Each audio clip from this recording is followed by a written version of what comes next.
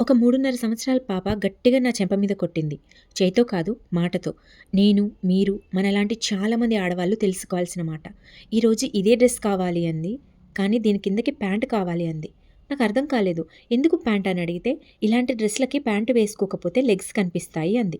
నేను షాకయ్యాను. తర్వాత ఆలోచిస్తే నిజమే కదా అనిపించింది. 6 మంత్స్ బ్యాక్ ఒక పొట్టి డ్రెస్ వేసుకుంటే దాని కింద ప్యాంట్ వేసుకోవాలి, లేదంటే లెగ్స్ కనిపిస్తాయి అని నేను చెప్పిన మాట గుర్తుపెట్టుకుంది. గుర్తుపెట్టుకోవడమే కాదు, ఫాలో అయింది, అవుతుంది.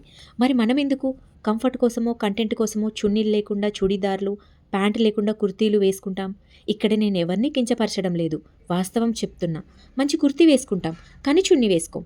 పార్టీ వేర్ వేసుకుంటాం, కానీ దాని మీదకి సెట్ అవ్వలేదని మంగళసూత్రం తీసేస్తాం. కంఫర్ట్ కోసం చున్నీ తీసేస్తే తప్పులేదు, కానీ కన్వీనియంట్ కోసం మంగళసూత్రం తీసేస్తే తప్పు. సారీ, టాపిక్ ఎక్కడికో వెళ్ళిపోతుంది కదా! ఈరోజు నాకనిపించింది, మనం రెడీ అయ్యాక ఒక్కసారి అద్దంలో చూసుకుని, నిన్ను నీలా కాకుండా వేరే వాళ్ళలాగా చూస్తే నీలో ఉన్న లోపం నీకు తెలుస్తుంది.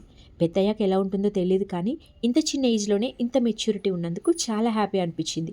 పెద్దయ్యాక కూడా ఇలాగే ఉంటే బావుండు అనిపించింది. ఈ వీడియో మీకు నచ్చకపోతే స్కిప్ చేసేయండి. అంతేకానీ బ్యాడ్ కామెంట్స్ పెట్టకండి.